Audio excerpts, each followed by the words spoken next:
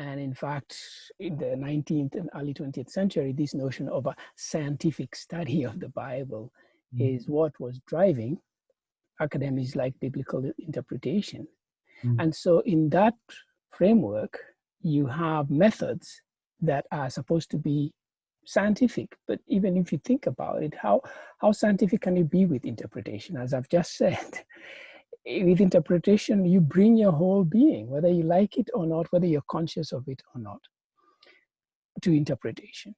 And the difference here is, for example, with post-colonial biblical interpretation, you acknowledge your starting point. You acknowledge that you're beginning your interpretation fast as a situated individual, right? So if you're an American, you have to accept that what you're presenting is an American point of view, not a universal point of view, right? As a Kenyan, I have to acknowledge my point of view is colored by two perspectives: my Kenyan experience and my American experience in this country. Welcome to Great Bible Teacher Interviews. Hello, I'm Rick Jordan, President of Great Bible Teachers. Each week I have the opportunity to interview a biblical scholar, an author, or a practitioner. We talk about the Bible, about biblical interpretation, or spiritual formation. This week I'm happy to present to you the interview that I had with Dr. Andrew Mbuvi. I was very excited to interview him because I wanted to get a different perspective than the traditional American, European kind of perspective on biblical interpretation. Dr. Mbuvi is a Kenyan, raised in Kenya, is now also American, and is a biblical scholar, a New Testament scholar. He is married to Dr. Amanda Mbuvi, who actually is who told me about him. I had interviewed her as an Old Testament scholar, and later she told me that she was married to a New Testament scholar. So I'm very pleased to have this interview with him. Dr. Mbuvi was raised in Kenya. He has his BA from the University of Nairobi, his MDiv from the African International University, also in Nairobi. He has his Ph.D. from Westminster Theological Seminary in Pennsylvania and did postdoctoral fellowship at Duke University. He also taught at Duke University and at Shaw University Divinity School, and is now teaching at the University of North Carolina in Greensboro. He is the author or contributor to 9 books. One that is authored by him is called Temple, Exile, and Identity in 1 Peter. And then he has written a commentary on 2 Peter and Jude, combined commentary on those books, in the New Covenant Commentary series. I read also a very interesting commentary that he had in the Africana Bible on the book of Daniel. So I know you'll enjoy this interview. There'll be some different perspectives than you've heard before, and that's why I wanted to speak with him. Here is Dr. Mbuvi. Dr. Mbuvi, welcome to Great Bible Teachers. Thank you so much for giving us some time and expertise today. Thanks. Thank you for inviting me and for allowing me to be able to share. One of the things we always talk about with each of our interviewees is how they have been shaped and who has shaped them. And with our title being Great Bible Teachers, we kind of put it in that question, that who has been a great Bible teacher in your life? I've had a lot of Bible teachers, having gone through a lot of education. But the person that stands out the most for me is my grandfather, my maternal grandfather, after whom I am named. He was an itinerary preacher for more than 70 years. And actually, at his conversion, he had never learned how to read or write. And one of the things at his conversion, he asked from God was the ability to read the Bible. If he's going to convert and become a Christian, he wanted to be able to. He had seen the 2 African missionaries who had shared the gospel with him read from the Bible, and he was intrigued. And he thought, I need to be able to read. as a result, he actually, I interviewed him about 15 years ago before he passed away.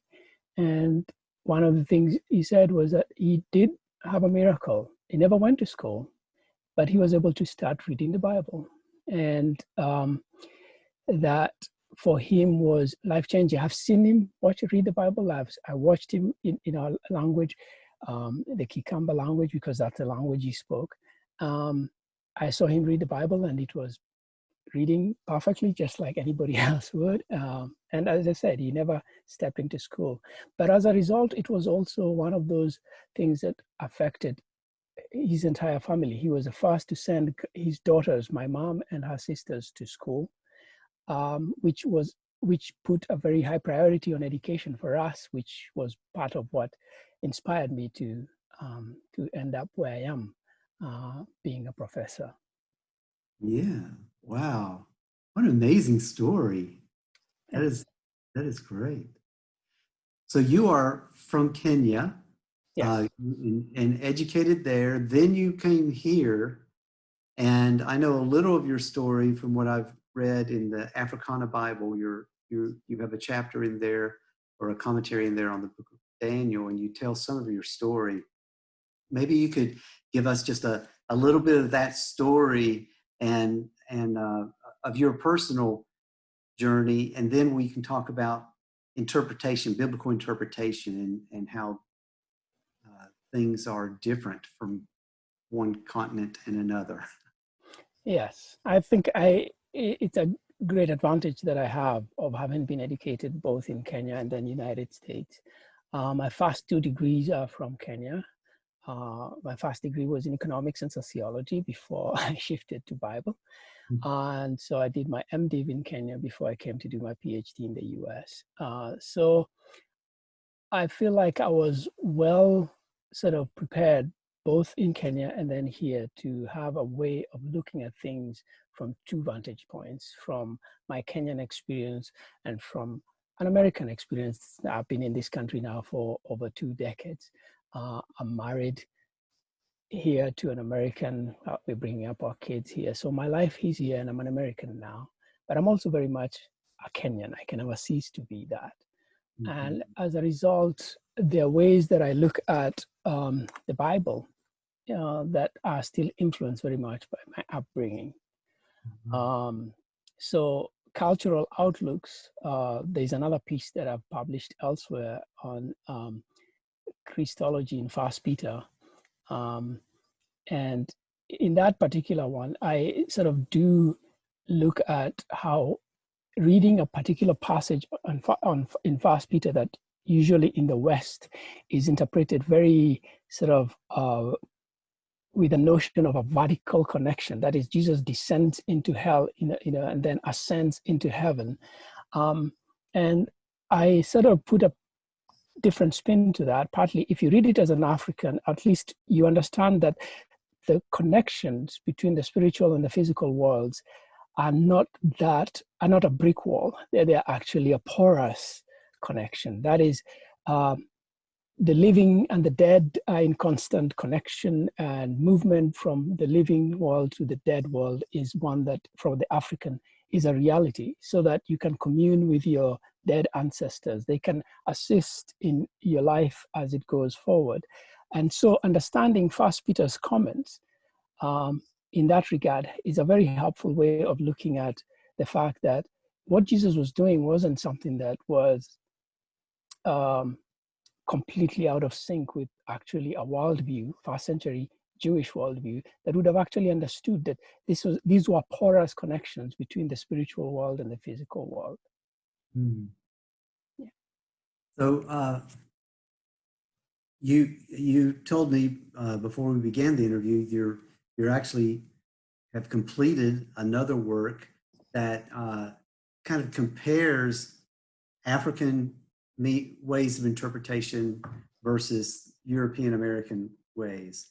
Could you share with us what your learnings are about that and your experience? It's a big book. It's almost 300 pages. So I don't know that I can summarize everything here, but let me try and sort of give you a gist of what one would expect if they were to read the book. The entire book is an overall, it does two things. It introduces one to the different approaches that Africans have been using in the last half century to interpret the Bible.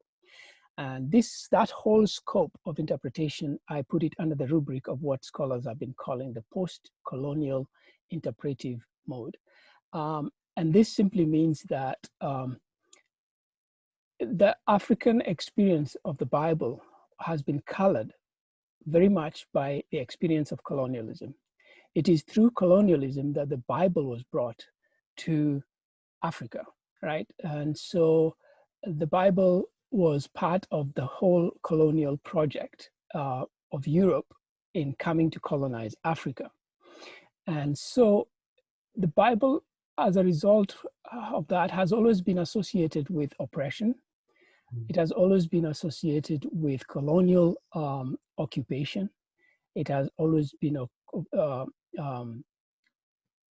part of the European presence in Africa that was a negative experience, right?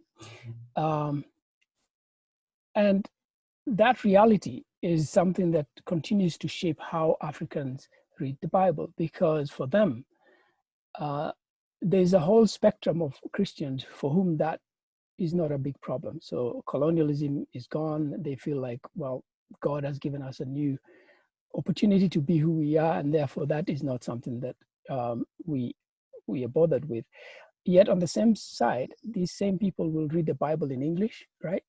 Which is a colonial language, or French, right? Or Portuguese. These are the colonial, or Spanish, right? These are all the colonial languages that you can find in Africa. And these are, if you read the Bible in English versus, say, in my tribal language, Kikamba, you're going to be shaped differently in the way you think about it. Partly because when you read it in English, you're applying ideology, language, thought processes that are non-native. When you apply it through the Kamba experience, you're using your native traditional cultural experiences to be able to read the Bible.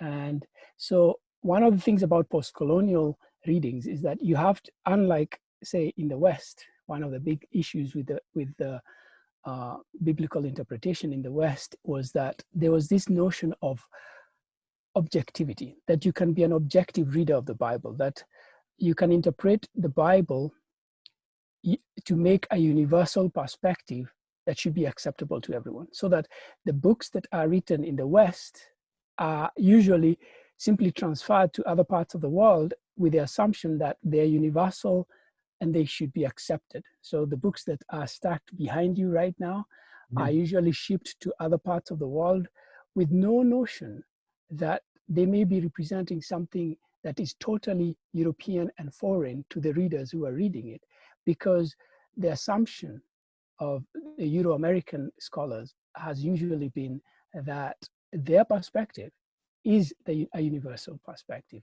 This is one thing that I critique strongly in the book. And in fact, one of the examples that I give is Schweitzer, Albert Schweitzer. Albert Schweitzer was a missionary, a scholar, a musician, a gifted individual, a doctor who spent half a century in Africa working as a doctor. He's celebrated, he won the Nobel Prize. And in many ways, he's also a very influential figure within biblical studies. Two of his major writings on Paul and on Jesus shaped the early phase of biblical interpretation in the West. He is heavily celebrated as a figure that is, saint in the West. If you read my book, you will see that I raise up a lot of issues that were problematic with him as a person. He was a racist.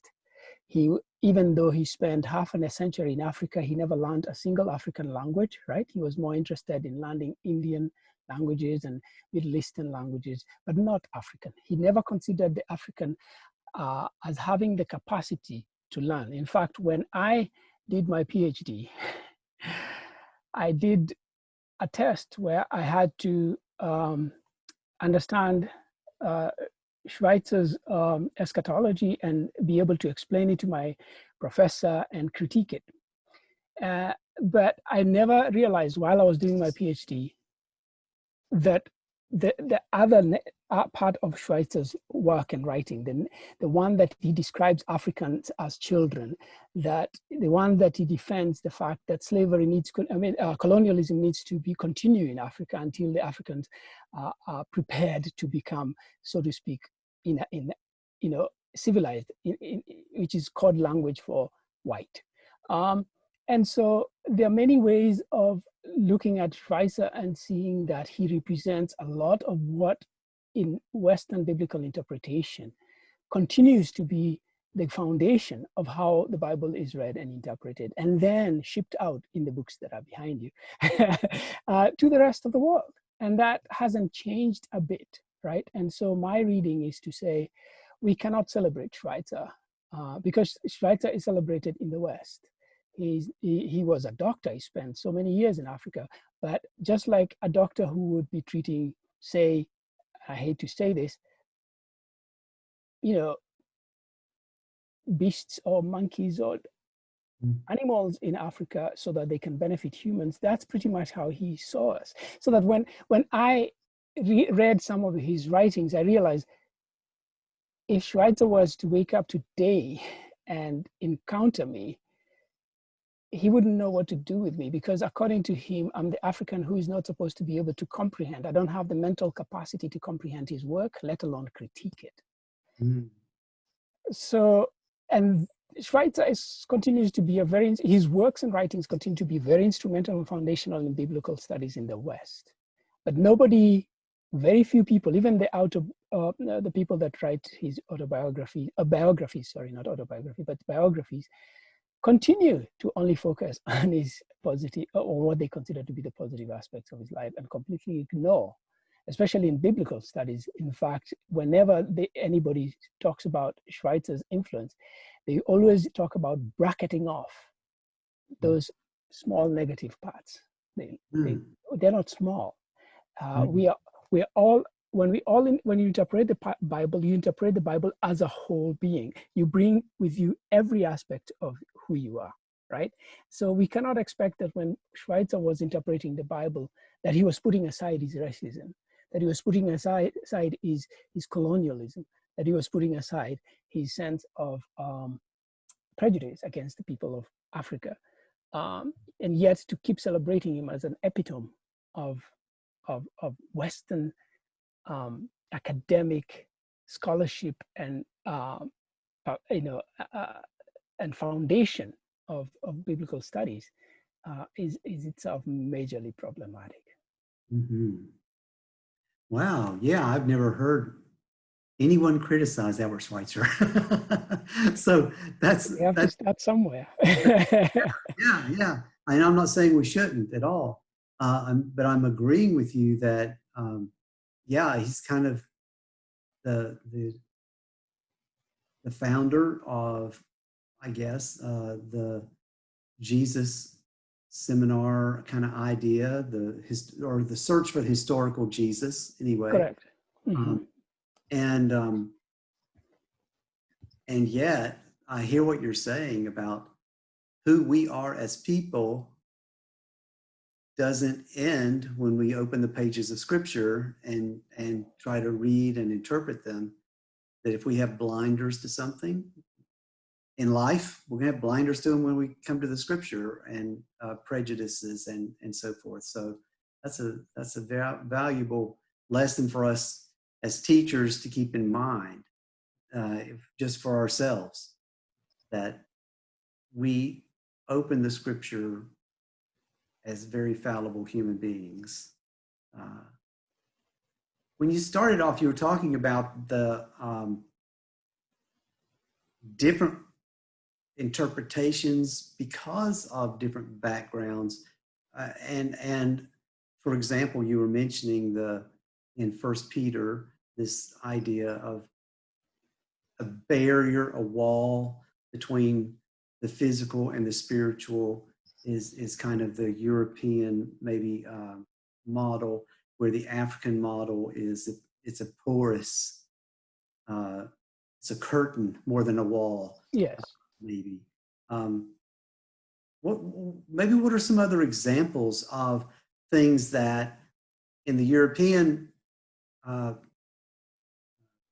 perspective, how we in American interpretation, where we begin, that is different from where the Gibbons are, or an African perspective? That's a good question. There are different ways. Well, one of the things I mentioned was the fact of, especially when it comes to academic kind of approaches to biblical interpretation, this idea that there are approved methods and there are others that are not. So when people in academia talk about interpretation, you will hear things like historical critical methods, right? You will hear things like literary approaches, all of which are being and have been developed in the West with a very clear intention of making what is academic interpretation be seen as a viable. And in fact, in the 19th and early 20th century, this notion of a scientific study of the Bible is what was driving academics like biblical interpretation. And so in that framework, you have methods that are supposed to be scientific. But even if you think about it, how scientific can you be with interpretation? As I've just said, with interpretation, you bring your whole being, whether you like it or not, whether you're conscious of it or not, to interpretation. And the difference here is, for example, with post-colonial biblical interpretation, you acknowledge your starting point. You acknowledge that you're beginning your interpretation first as a situated individual, right? So if you're an American, you have to accept that what you're presenting is an American point of view, not a universal point of view, right? As a Kenyan, I have to acknowledge my point of view is colored by two perspectives: my Kenyan experience and my American experience in this country, so that I have those two contending, right? And I have to be clear that when I do present my work, it's being shaped by those two aspects. So just looking for sort of a passage that might be helpful, let's talk a little bit about, I'm going to go to the Hebrew Bible for a second, just to give you an example, that the one that has come to mind for now. The interpretation of a passage like the curse of Noah, which was used in the 17th, 18th, and perhaps still is partially still percolating somewhere in the ethers of Christendom, to construct this notion of the curse of Ham as the idea of the curse of the black person as a perpetual slave to the white person, right? In that interpretation, the assumption is Ham is the son, is the father of Africans, Japheth is the father of the Europeans, and Shem is the father of the Asian community. Because God destroyed everybody else in Genesis chapter 6, and everything started with Noah and his three sons and three daughters-in-law. So the fact that Noah curses Ham, and the truth actually is that he curses Canaan, not Ham, which is a problematic interpretation in and of itself. A lot of, even historically, there have been problems of trying to understand where is this curse coming from. And even some of the older rabbis came up with ideas that included things like, well, why would Noah curse his own child so thoroughly and make it so perpetual? And some of the theories that even some of these rabbis came up with was one that, for example, that one that became very prevalent was that Noah was actually, what happened with that is that it's not just that Ham looked at his father's nakedness and sort of denigrated him by that. But he has to have had done something else. And the passage they look at is the word that says Noah woke up and he knew, right? He knew that he knew of what Ham had done. But what did Ham do but look, right? And sort of make a joke of his father, who himself was drunk, by making a joke of himself. But the point here, then the rabbis would say, he must have done more than that. And the word to know, when the word to know is used in other passages, biblical passages, to mean to have sexual relationship with. So Adam knew his wife and she gave birth to so-and-so. As a result of which then they postulate that what may have happened here was that Ham may have raped his own father, sort of a homosexual implication there. The problem with these readings is that it's, well, first and foremost, it's interpolating things that are not on the text, right? You're looking at the text and trying to figure out, why is this a problem? And then finding a solution to the problem you've just created. Mm. Reading this passage as a Kenyan, and especially as a Kamba, a person from my Kamba community, and looking at the issue of curses and how curses work in my community, actually, this is not a problematic passage at all. In a context of honor and shame, in a community like mine, beholding your parents' genitalia is in and of itself a curse. Mm. So you don't have to go into further interpretation of that passage for a Kenyan, a Kamba, to understand why the curse, because it is part of the curse that comes with the taboo that involves the kind of relationships you can have and not have with your parents, with your relatives, with your brothers, with your sisters. And as a result, then, instead of complicating the issue, right, instead of making it more complicated than it is, for the African reader, for the Kamba reader, this is a non-issue. It's not a problem. Is the problem, and the problem continues to be perpetuated by Western interpreters who kind of continue to try and find where is the problem.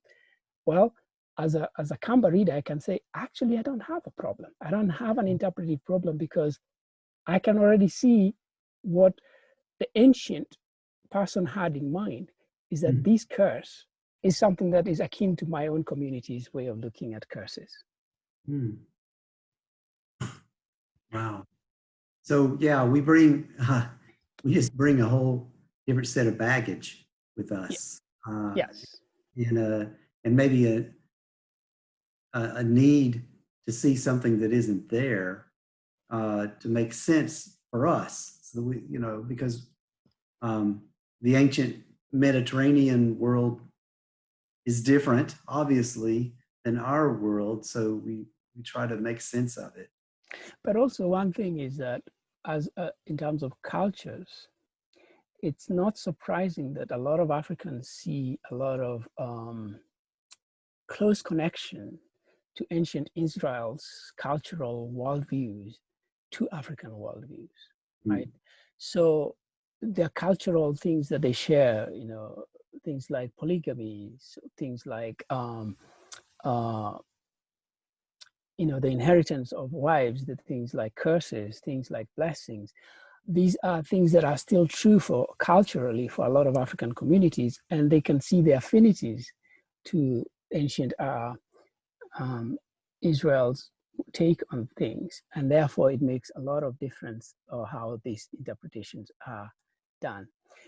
If you want me to give you a New Testament example, I can share with you one of my colleagues' research on this, and that has to do also with translation. So the translation that was done by Europeans of the Bible in Africa was not necessarily,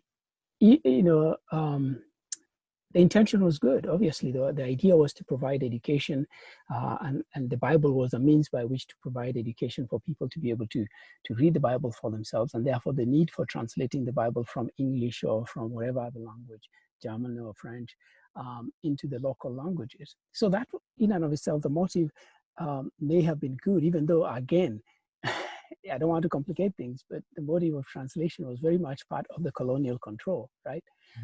You don't want them to learn English, you want them to learn local languages so that you still continue to have power and control over them. But that aside, the translation process was itself problematic. It created its own issues, partly because one of the translations, for example, that my friend Musa Dube writes about is, she calls it the translation time bomb that is in Matthew for the way the passage is interpreted of, and the story is where the primary focus is how the name of God or the person of God is interpreted in light of the language, right? From the language of English, whatever it is the Bible was being translated from, to the Botswana language, so that what the missionaries did was, the missionaries already decided that African cultures did not have any religious value. During the point of colonialism, part of their focus on preaching to African communities was the assumption that not only did African religions not have any sort of ethereal value, they were themselves products of the devil. So they basically decided that everything African was evil. And so by contrasting those two things, Christianity as the thing that is coming from God and African religions as those things that are evil, then when it comes to translation, even when it came to translation, using the names of God, they did not want to use the African name of God in this particular case. And what they did then was to use the names of God that were not necessarily, they tried to find names of God that were not necessarily consistent with the traditional religious practices of the people. But also they translated, for example, in this particular case, when they translated the word for demons, the demons that Jesus was casting out, they translated it as, the name they used, Badimo, is the name for ancestors. So what it sounded to the listener of this translation was Jesus was casting out not evil spirits, but their ancestors. So when Jesus casts out the legion, right? And he casts out demons from legion. According to this translation, Jesus is casting out their ancestors, right? Yet the same Jesus will talk about, the ancestors, Abraham, Isaac, and Jacob. He honors them. And so, this conflict and not to be aware that, to be consciously aware of the fact that you're introducing problematic readings into a whole community's way of reading. And this Bible continues to be part of what is translated, what is used in Botswana for the last 100 years. It has formulated the way people think about their ancestors, the way they think about their own religions, the African religious past and present. And it has completely shaped how they relate to themselves, right, to their own community. And unfortunately, it has sort of then severed things that would have been positive, right? So the place of the ancestors is not something that is antithetical to the biblical interpretation. In Hebrews chapter 12, we have this idea of witnesses, a cloud of witnesses, which seems to imply and indicate the presence of those who have died and gone before us, right? So the idea of the ancestors who have been before us. And so this Western reading completely colored negatively the idea of who it is that is being, instead of classifying the evil spirits as an entity. And in fact, there was already a word for evil spirits in the Botswana language. So, but then they chose not to use it. Because their goal was to end ancestry worship as they saw it. Exactly. So if we call the ancestors demons, then that will frighten them to not want to do that anymore or something. So I think that, what's being done to address this in Africa among African scholars? this is, yeah, it's an important question, and that's where the 2/3 of my book focuses on. I do talk about the translation part. The translation part is sort of a transition to talking about what African scholars are currently doing. And there are a lot of, I mean, what African scholars have done in the last 50 years is a lot, right? One of the sort of, for me, one of a very important book to be written, published in 1970, was by John Beatty, and is a New Testament eschatology from an African perspective. And so he argues that unlike the West, where eschatology is linear, right? It starts from somewhere and goes to it has a future that it's going towards, that African eschatology is cyclical, right? That it does move, but it moves in cyclical fashion. And that when you then introduce the Gospels to a community who do not have a linear perspective, and expect that they're going to still grasp the same message, is a failure to understand that there's a need to reconstruct the way you're presenting the text to this community, because you need to be able to present it in a way that fits within their worldview so that they can actually grasp it. Mm. Otherwise, what happens in those situations is that you force the community to reject its own worldview in order to accept what you think is the Christian worldview, but it's not. It's really a Western worldview. Yeah. So are there scholars who are doing, let's say, biblical interpretation translation from the Greek with New Testament, into a more native language of Africa? I'm assuming that kind of thing must be happening. Yes, again, in the last 50 years or so, a lot of Africans are being trained and have been trained by the Society of Bible Translators in Africa. And a lot of African scholars are being trained. I went to Africa International University, where they have a whole department of translation. A lot of friends that I went to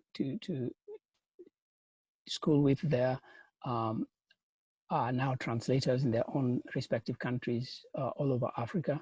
And therefore, the translations that are being done now by scholars and by these people who have been trained addressing, in fact, they're the ones that are raising all these questions about these translations, because for some of these people that are doing the translations, they're also, for some of them, they're reading now the language, the Bibles in their mother tongue, perhaps for the first time, because they'd been brought up, perhaps in the city, and all they did was read the Bible in English, not realizing how different the mother tongue languages had been for those who have been using them. So yes, a lot of training for African scholars and African translators has been a very interesting set of perspective. And in fact, one time I was privy to a point where they were introducing a new Bible translation made by African translators, and one of the interesting conversations they had was they had arrived at a conundrum of translation. So in Deuteronomy chapter 6:5 says, you shall love the Lord your Lord with all your heart, with all your soul, with all your might, with all your strength. And they for this particular community, the Rendile in Kenya, they also have multiplicity of loves, right? So the different forms of love are actually connected to the different parts of the body. So the head, the love of the head, the love of the heart, the love of the stomach, the love of the, the kidneys. So which one do you think would be the most serious love? In the biblical text, what is the most serious love? Mm-hmm. We are being told to love the Lord with all our. Yeah. Well, for the Rendile, the most significant and important love is not the love of the heart. In fact, the love of the heart is the least of the valuable ones. The most important one is the love of the stomach, the love of what the Greeks call splagna, right? The depth of the internal intestines, the one where the seat of, at least for the Rendile, I think the emotion sits, right? It's not on the heart, it's in the stomach. And so for the translators, the question was, if you translate it as the love your God with all your heart, what you're saying to them is love the Lord your God with the least amount of love. So how do you translate that passage, right? Yeah. Right? Because the passage is trying to say love the Lord your God with the most amount of love. Yeah, right. So they ended up having to translate it as love the Lord your God with all your splagna, all your, intestinal stomach, right? Because that was and then of course they had to have a footnote that, to say the original text said, this. But that's what I'm saying. If it were for an English scholar, they would never have thought about it. They would have just translated heart because they assume it's universal. Right. But it's not. Yeah.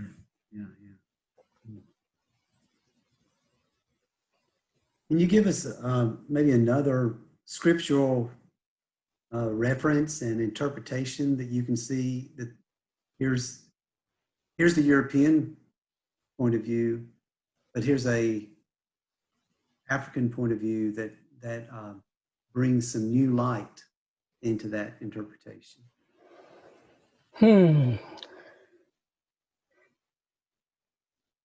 Well, maybe I could go back to the passage in Daniel. I'm trying to think of one in the New Testament that might work, but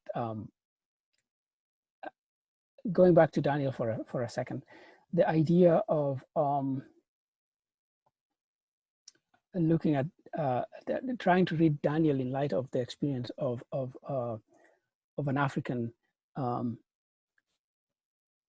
that, and in this particular case, the African sort of component that immigrates to a different world it connects very well with the idea of the exile that is experienced by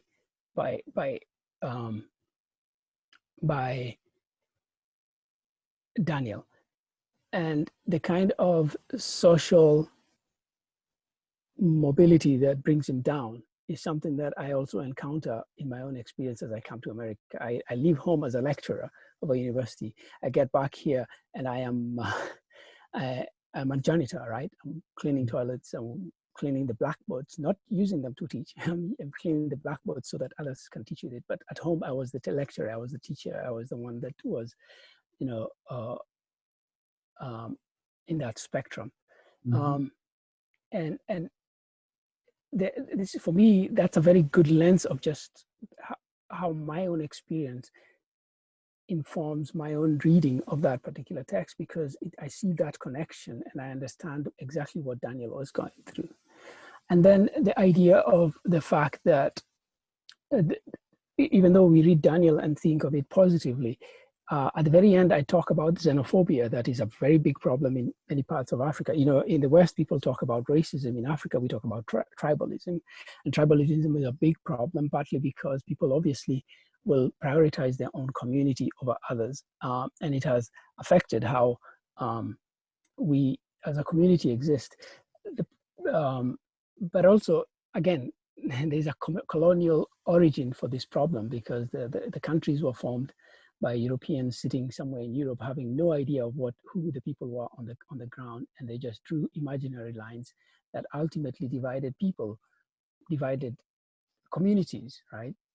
So you have three kingdoms in Nigeria: the Yoruba, the Igbo, and the Hausa, made into one country. Or you have two communities, or a community, for example, like the Somali people, who are now split into three countries: in Ethiopia, in Kenya, and in Somalia, right? So these are divisions that happened and separated communities. However, the continued sense of putting like 40 tribes or communities in Kenya to make one country creates its own internal problems. That we don't even have more warfare than there is right now is it itself a testament of the fact that even though we still are struggling with those things, we've managed to overcome differences that otherwise were, ideally speaking, insurmountable.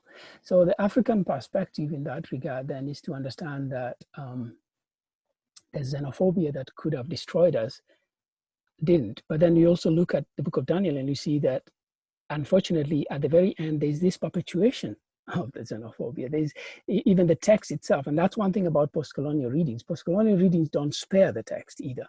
We do not look at the text and say, we have to make sure that the text is right. We call on the text when we think the text is wrong, right? And this is not something that the Western scholar tends to do. The Western scholar tends to have to find a way of making sure the text is right, no matter what.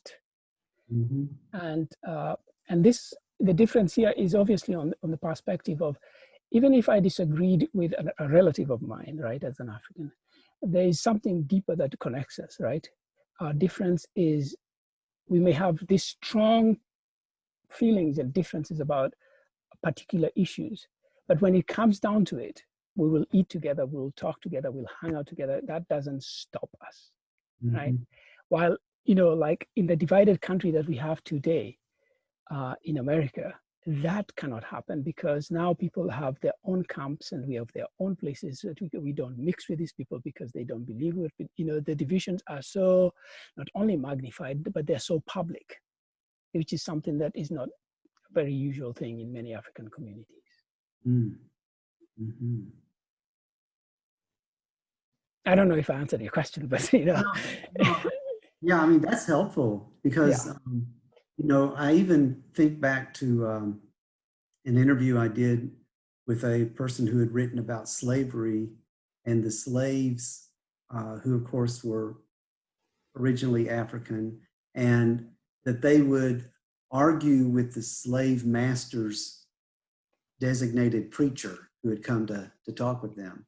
Mm-hmm. Say, well, if Paul says that, he is wrong. Yeah.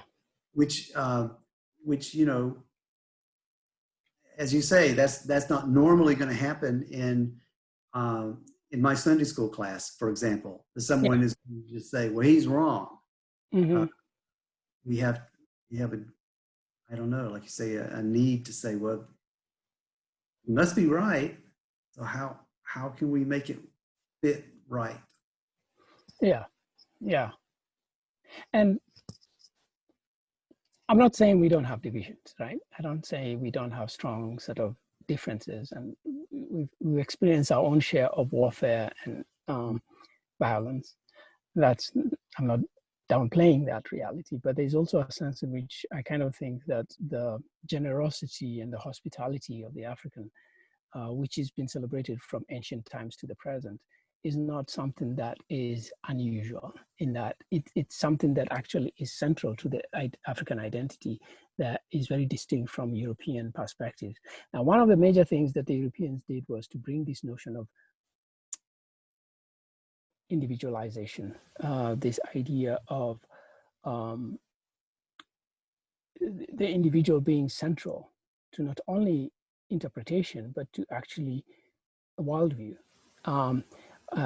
You know, the prime example that most scholars, African scholars, like to give is this notion of the Kantian notion of I think, therefore I am. A lot of African scholars like to counter that with the African notion is we are, therefore I am, right? So I'm part of a community that makes me who I am, right? I'm not just who I am by virtue of just being me. And you know, the old Western adage, you know, the American adage of lifting yourself by the bootstrap is nonsensical. Nobody ever lifts themselves up by their bootstraps. You just have to take a few steps back to see that you are the product of two people, right? Before you even start talking about what you have done or what you have done for yourself, that you already are, there was a time in your life, the first 3 years or 4 years of your life, that you're totally dependent on other human beings. So the idea of, you know, pulling yourself up by the bootstrap is really a nonsensical notion that emphasizes this notion of triumphalism, of individual triumphalism, that has nothing to do with achievement, but has everything to do with this notion that you can be an individual and you can achieve things as an individual, which is a misnomer because we are all connected somehow, even when we don't think we are. And when you're not benefiting from people, you're probably, when you're not benefiting in connection with people, you're benefiting from doing things that are making you successful and them not successful. Therefore, you're benefiting from their misfortunes, not from a communal benefit of lifting everybody else up. Yeah.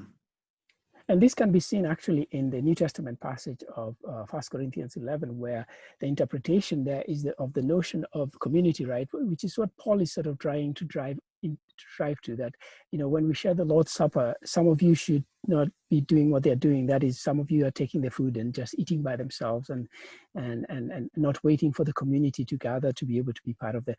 But then also the emphasis, especially the missionary emphasis on individual, a strong emphasis on this individual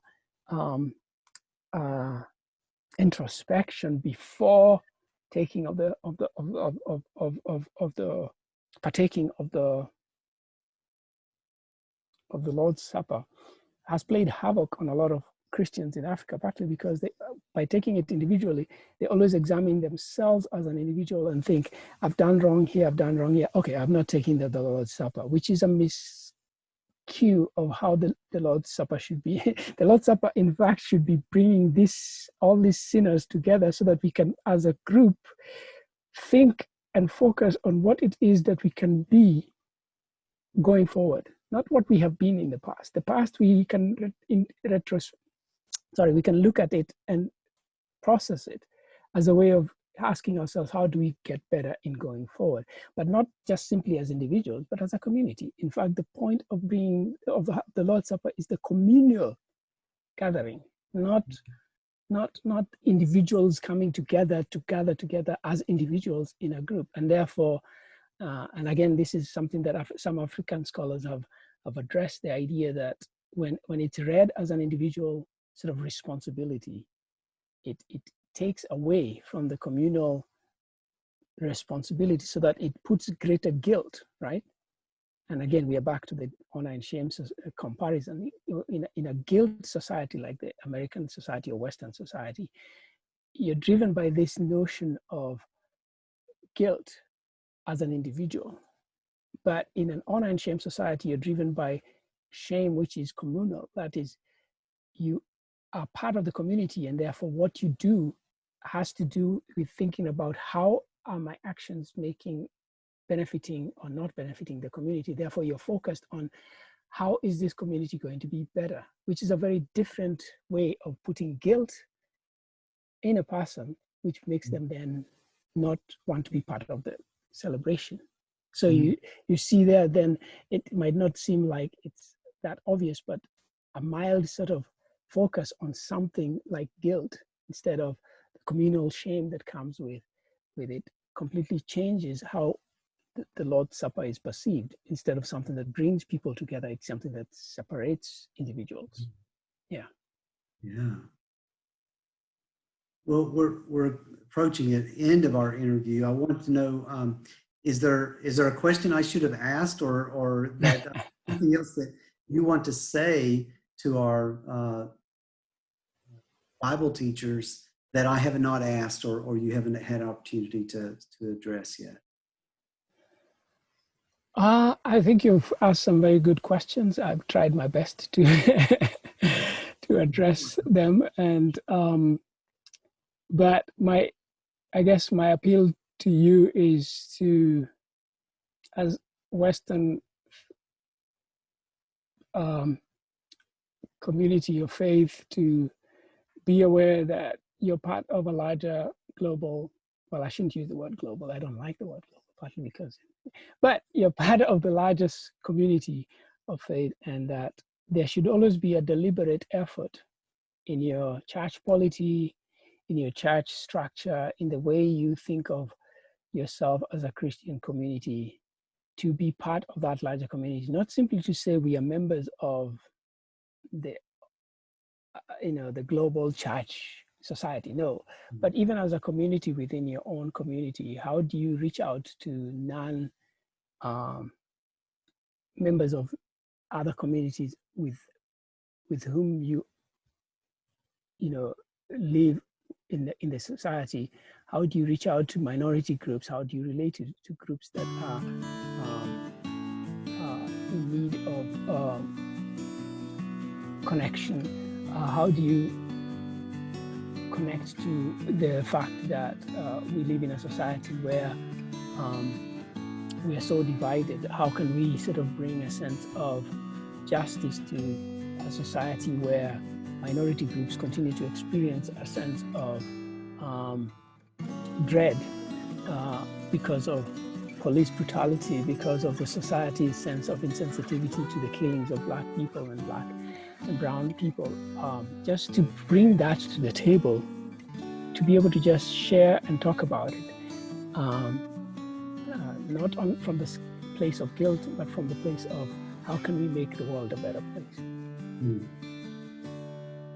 I want to thank Dr. Andrew Mbuvi again for his expertise and his time and sharing with us. And I look forward to an upcoming book that he's planning on getting published about African theology. That would be fascinating to read, to see how the history of African theology, biblical interpretation has come along, and how it differs from the typical American university, American seminary type of theology and biblical interpretation. If you would like to learn more about what Great Bible Teachers is about, I invite you to sign up for our e-news. It comes out on Tuesdays with a blog article that I'll be writing. And then on Thursdays, we come out with our interviews. So sign up for that and you'll be kept informed about what's going on with Great Bible Teachers. Thank you for joining us today.